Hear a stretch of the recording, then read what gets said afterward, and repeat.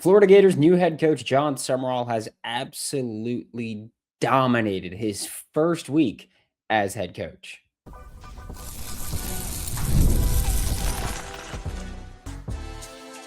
You are Locked On Gators, your daily podcast on the Florida Gators. Part of the Locked On Podcast Network, your team every day.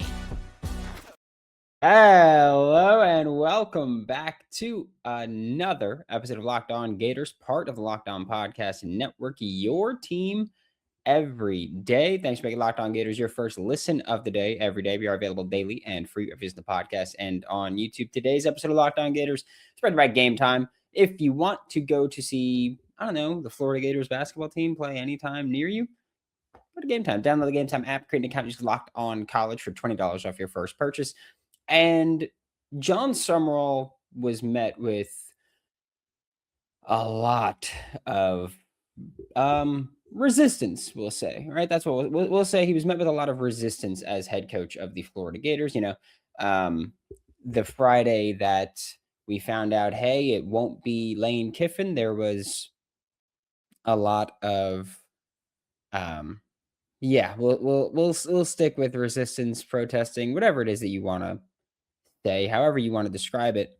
That's what it was, right? I remember, that Friday show, we went live, we talked about it. There were a ton of fans that were just frankly pissed that Florida went the group of five route again. And then it was 2 days of fans being mad. And then he got here and destroyed the press conference, right? I mean, and look, every coach, you typically go, yeah, they're crushing this press conference, right? You always go, yeah, they made a strong first impression. They did all this, they did all that. And you're not wrong when you talk about it, right? Like you're not wrong to say that you think Jon Sumrall destroyed the opening press conference, because he did. He said all he needed to say. He said, we want to win football games here. This is the University of Florida. We want to win football games. We intend on winning football games right away. I know I'm a defensive guy, but I still want to be like Bob Stoops and light up the scoreboard. Winners win. I'm a winner. We're gonna win. What else was there? There was, making jokes and getting everybody to kind of open up, talking about the family, talking about what he's done in his career, how his playing career ended, all that stuff. Like he absolutely nailed the introductory press conference, right? He had dropped the maybe because was a big thing that the fan base really gravitated to, which is not a bad thing, I think. I know that there's a lot of t-shirts and everything now coming out about it. Sure. But I think that Jon Sumrall did about as well a job as anybody could possibly do to get a fan base that was incredibly out on him, right? A fan base that wanted nothing to do with him largely. Got hired, did the press conference 24 hours after getting hired, and that's when he really answered the questions that people had, that people were doubting. A lot of those people have gone back on the whole, like, I hate him, I don't want him thing. He's Billy 2.0. I think everybody pretty quickly went, oh, that's not Billy 2.0, right? Which is what we talked about when he was a favorite for the job, when he got hired for the job. What we talked about always was that you can say that he's Billy 2.0 because on paper they have some similarities, which they do. I'm not disputing that. I'm not denying that. But the moment you put context, it is very clear that he is not Billy 2.0. And I think that a lot of Florida Gators fans have recognized that after that introductory press conference. Right? Like after the introductory press conference, you kind of went, he's a psycho. We get it. He's a psycho. And just to recap, we had the complaint about him being, group of five inexperienced guy. He has 5 or 6 years of SEC assistant coaching experience, which obviously is not head coaching experience, but he's been in the SEC before, right? Played in the SEC, of course, obviously too. But he also is someone that when you talk about the wins, that was a big part. And I'm speaking from my experience as someone that covers the team and was pro Jon Sumrall Again, was not a guy where I was like, yeah, like I don't think he would have been my hire. He wouldn't have been high up on my list. I acknowledge all that. But he was still on my list from the day Billy Napier was fired. We spoke about him.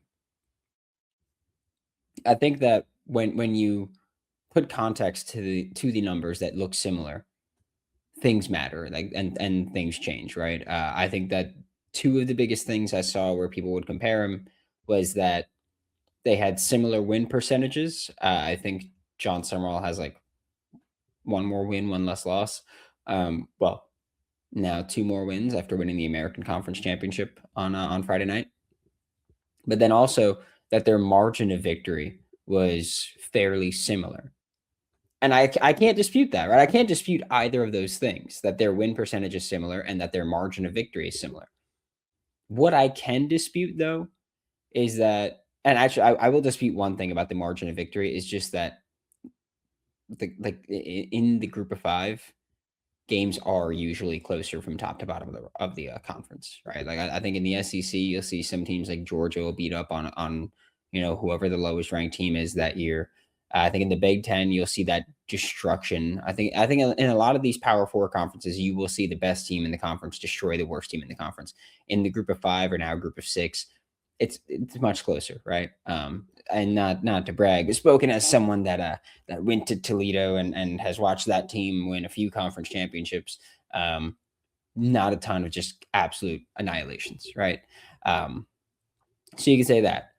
But so I will say the margin of victory thing I don't think is as much of a point as it is for some people that are anti Jon Sumrall or even anti Billy Napier, where it's like, oh well, their average margin of victory is like 12 points. It's like, oh, 2-score wins. We're complaining about that now. Interesting, because Georgia doesn't do that. And it's like, okay, well, different resources. But I do think that when you talk about the wins, Jon Sumrall did it 2 years in the Sun Belt and then 2 years in the American, right? Billy Napier did 4 years in the Sun Belt, where every year he was at the top of the Sun Belt in recruiting. That also just straight up ties into the margin of victory, right? In my opinion, I think that when you talk about margin of victory and you talk about just the winning percentage, Jon Sumrall joined an awful Troy program and turned it around right away. Made the Sun Belt Championship, both of his years there. Okay. So took an awful Troy program, straight away conference championship twice in a row. Okay. Billy Napier again out recruited everybody for 4 years and was winning narrowly. Like I don't dispute that, right? I don't dispute that, especially against inferior competition. But the context of those matter. Again, Sumrall, 2 years at Troy, awful Troy team. Sumrall goes over to Tulane, which was a great Tulane program. I have no problem admitting that. Willie Fritz did a hell of a job at Tulane. And then Jon Sumrall gets to Tulane. They lose a bunch of players, but then win a bunch of games. And then they lose a bunch more players, right? They lost a ton of defenders. They lost their starting quarterback, Darian Mensah, who shout out ACC champion, Darian Mensah at Duke, and shout out Manny Diaz there. Lost Mekhi Hughes to Oregon, who ended up, if I'm not mistaken, redshirting because he didn't play at all. You had all that going on, and you lost those players. You had a starting quarterback that you got in July in Jake Retzlaff. And you ended up winning the conference championship, winning the best group of five, group of six conference in college football. You did that. To me, I think it's incredibly impressive that Sumrall has done it at two different programs. Like 2 years each, yeah, but two different programs. Like he has the same resume that Billy Napier has, Jon Sumrall has, while not being the most talented team and while changing programs. I think that matters a lot. I really do. We talk all the time about how continuity matters, right? And how that can play into a program's success. They didn't have that, and they were still succeeding. Jon Sumrall's resume, good. Jon Sumrall's opening press conference, elite. And his coordinator hires, I'm a big fan of them. We'll talk about that when we get back with this episode of Locked On Gators. The World Cup is coming back to North America for the first time since 1994, and with 48 teams for the first time ever, It's going to be absolutely massive. But let's be honest, getting tickets is usually the hardest part, right? That's why the Game Time app is clutch, finally giving fans a real advantage when it comes to snagging seats. With Game Time, you can track price drops in real time, get alerts when great seats open, and buy tickets the moment they hit the app. It puts the power back into your hands and makes going to the World Cup realistic instead of, I mean, honestly, just completely impossible, right? Take the guesswork out of buying World Cup tickets and every match, concert, or event with Game Time. Download the Game Time app, create an account. Use code Locked On College for $20 off your first purchase. Terms do apply. Again, download the app, make an account, use code Locked On College for $20 off. Swipe, tap, ticket, go. Download Game Time today. Thanks again for making Locked On Gators your first listen of the day every day. We are available daily and free every single podcast and on YouTube. And we're talking about the coaching hires so far by Jon Sumrall, we'll say, where, of course, it was Buster Faulkner was the first hire or the second hire, but the offensive coordinator hire.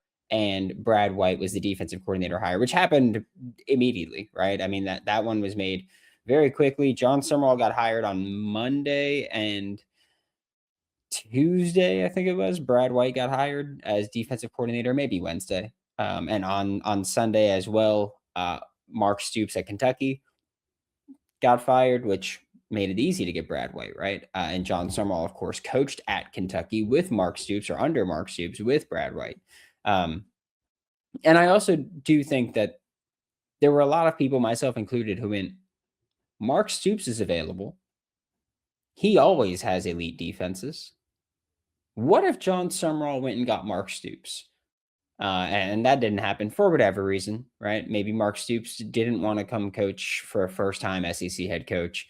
Maybe Mark Stoops is holding out for a head coaching job. Maybe he's going to take a year off and take over Iowa when Kirk Ferentz leaves. I don't know, or if Phil Parker leaves Iowa for some other spot, maybe Mark Stoops just joins him there and is just the heir apparent. I don't know what it is, but I do think that in terms of getting an assistant coach or getting a defensive coordinator that has experience in the SEC, that has success in the SEC, and that I think you got the next best thing, right? And I know that when Florida announced the hiring of Brad White, there was a lot of pushback as far as like, oh, I thought you said you don't hire your friends. It's like, well, that's not what he said. What he said is that he's not going to hire people just because they're friends, right? He's going to hire whoever he thinks is best for the job. If that's his friend, that's his friend, right? I'm not going to take it away from it. As long as you're saying I'm hiring who I think is best for the job, buddy, I don't care if it's your friend. I really don't. I don't care if that's your friend. I don't care if that's your sibling. I don't care who it is. If it's who you think is best for the job, then it's who you think is best for the job, whether or not I agree or you agree, right? When Florida hired Brad White, we went live immediately after, and there was a lot of pushback on the hire, mostly because of Kentucky's defensive stats this year, right? Which I don't blame Florida fans for looking at that and not being super enthused, we'll say. I really don't blame you because Kentucky's numbers aren't great this year. Like no other way to put it. Kentucky is not a awesome team overall. This year was not an awesome team overall.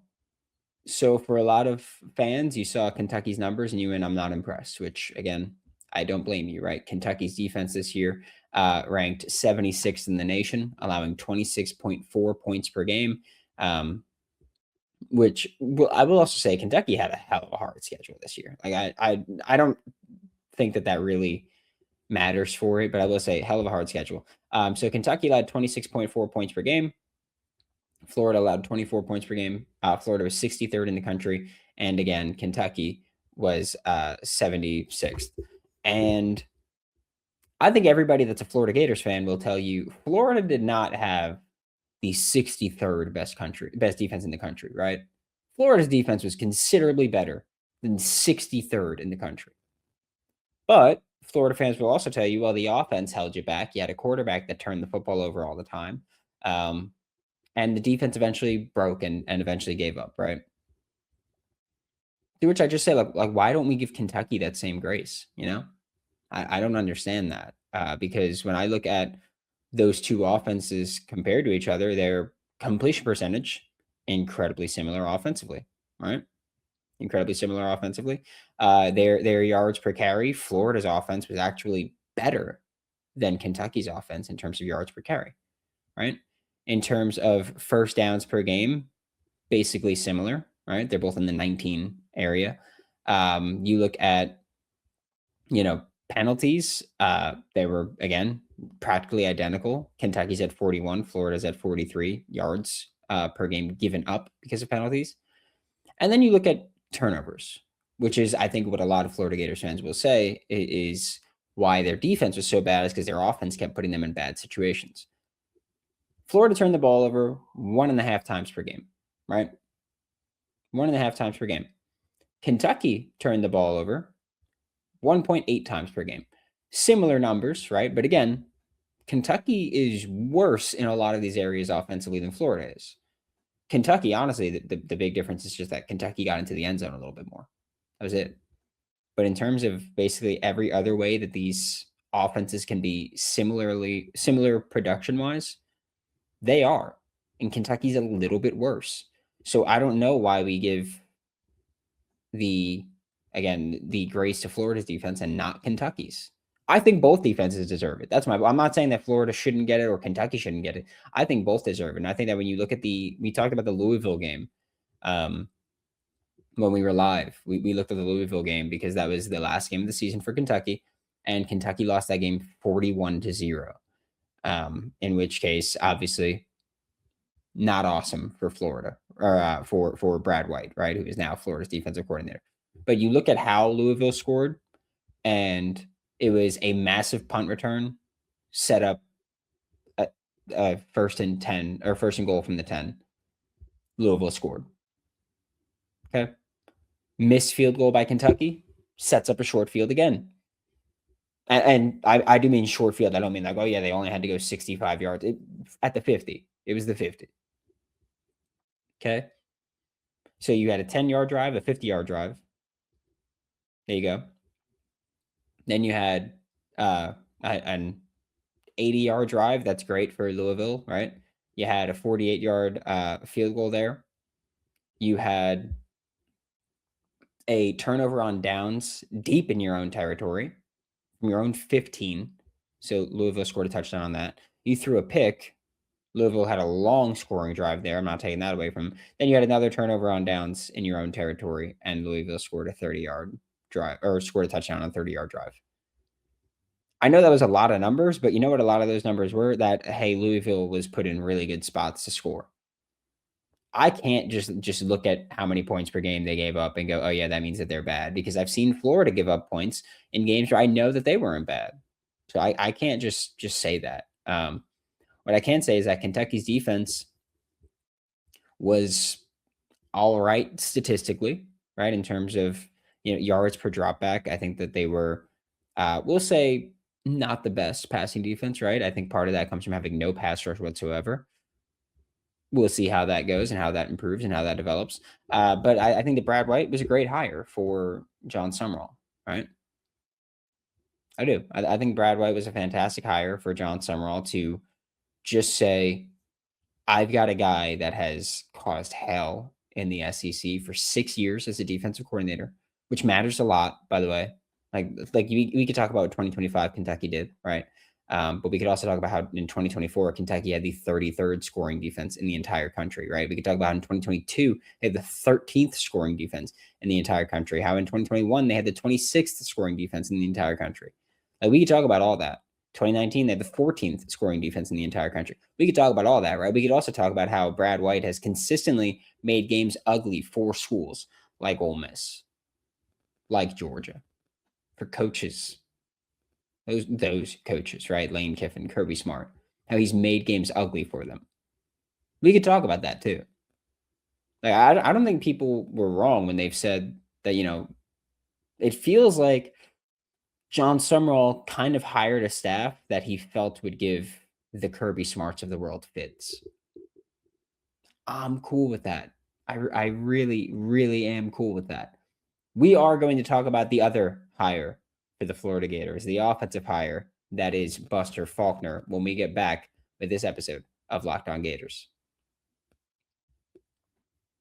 The holidays come with two big goals, right? It's feeding people well and finding gifts that they'll actually love. And when you get both handled in one move, or when you want both handled in one move, Omaha Steaks is the way to go, right? From hosting to gifting, they deliver the world's best steak experience right to your door, because during their Sizzle All the Way sale, you can stock up and save in a huge way.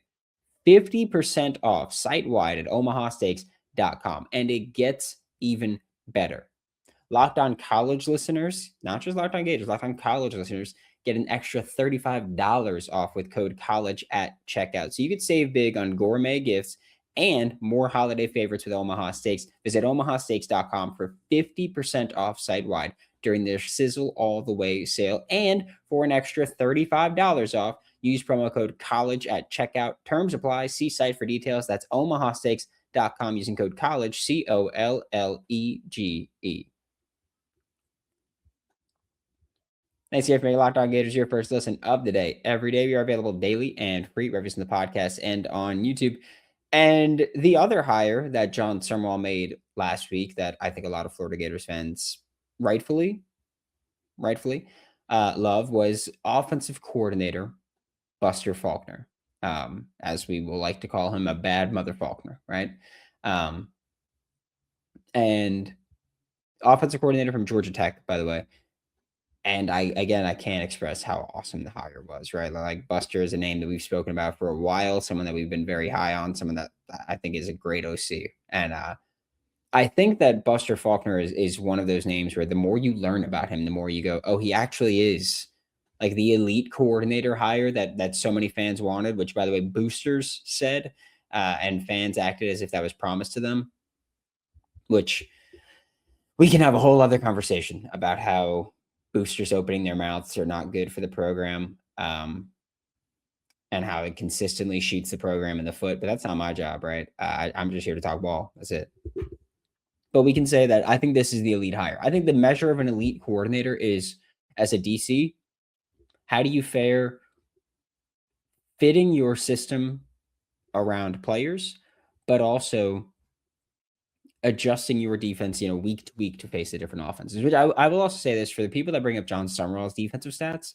I think the American's one of the hardest conferences to defend because you've got triple option teams like flexbone option teams in there, and you've also got air raid teams, and so you really do have to guard everything. Whereas a lot of the Power 4 programs, they're not necessarily like easier to defend because they're significantly better players, but stylistically, probably easier to defend. But again, Jon Sumrall's defensive stats don't matter. I believe that he will give Brad White full control of the defense. He'll game plan and help, but that's it. Offensively, it's fitting your offense to your personnel, right? When you look at what Buster Faulkner has done at Georgia Tech for the past 3 years, which is what he's known for, and that's fine. It's what he's known for, and he's known for, we're going to run the football a lot. We're going to run the football with our starting quarterback a lot, which gives people cause for concern, right? I get it. It's, we're going to hand the football off to receivers. We're going to try to get guys creative and fun and functioning. We're just going to be wild, right? We're going to throw screens. We're going to take deep shots. That's it.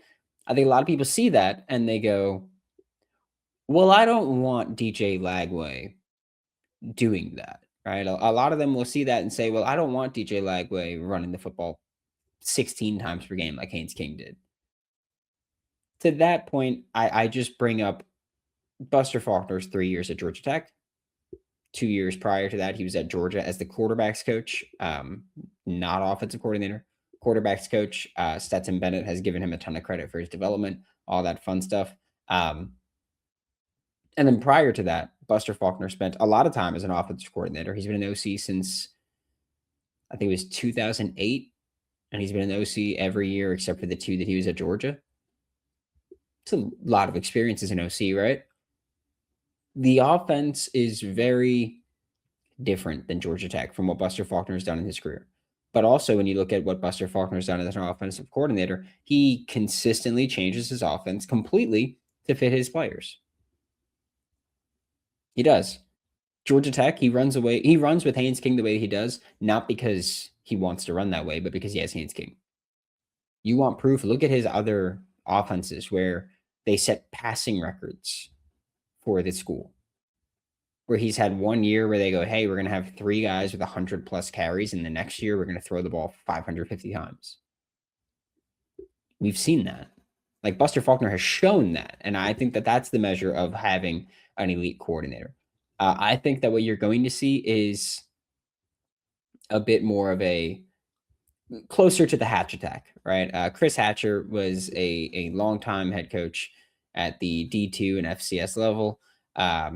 He's played Florida a few times at Samford. He's coached Florida a few times at Samford, including the time like when Florida scored, or when Samford scored 50 something on Florida.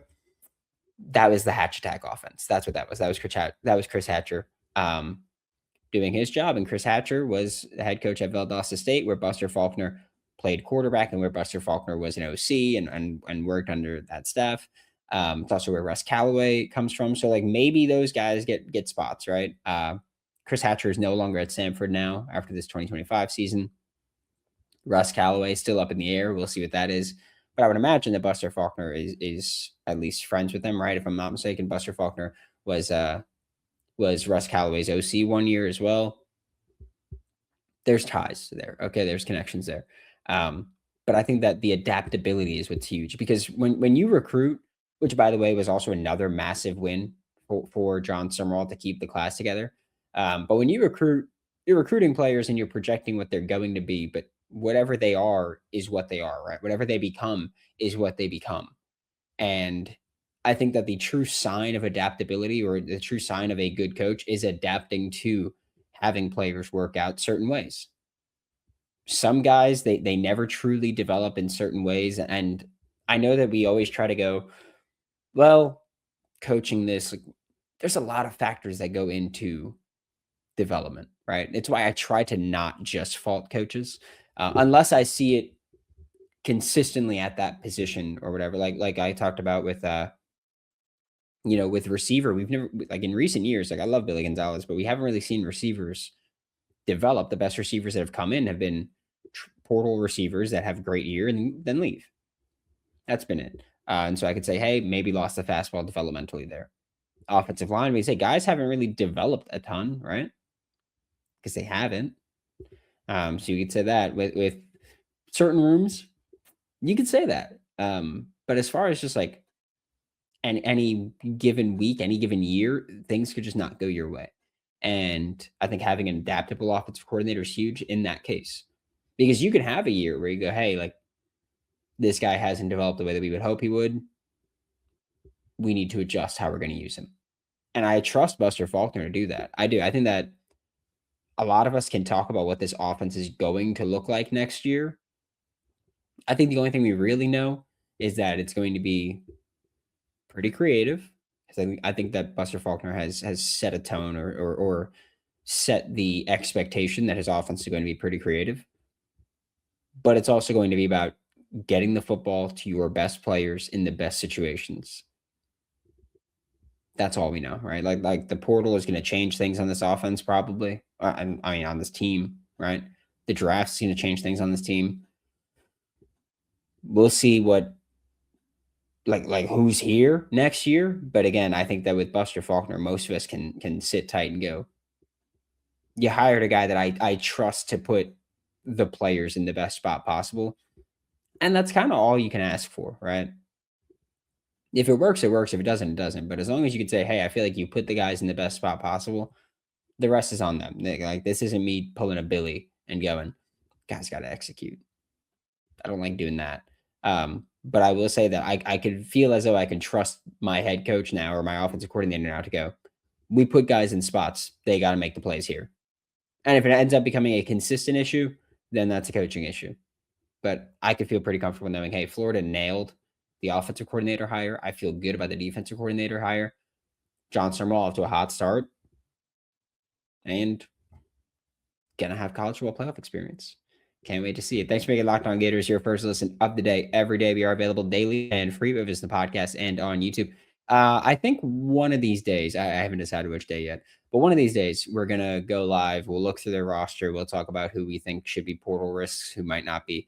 And we'll talk about who we want to retain on the roster. We'll talk about all those things And yeah, that one will probably take a while, right? But it's going to be a good old time. Thanks for making Locked On Gators your first listen of the day every day. I am Brandon Olsen for Locked On Gators. We will be here again at the absolute latest tomorrow. Another reminder, tomorrow after the Florida Gators play UConn, we will not be going live. I will be at the game. It's going to take me a very long time to get back. I probably won't be back until, 1 a.m., 2 a.m. So it's going to be a while, right? But we will be back tomorrow at the absolute latest, and I will see you all next time.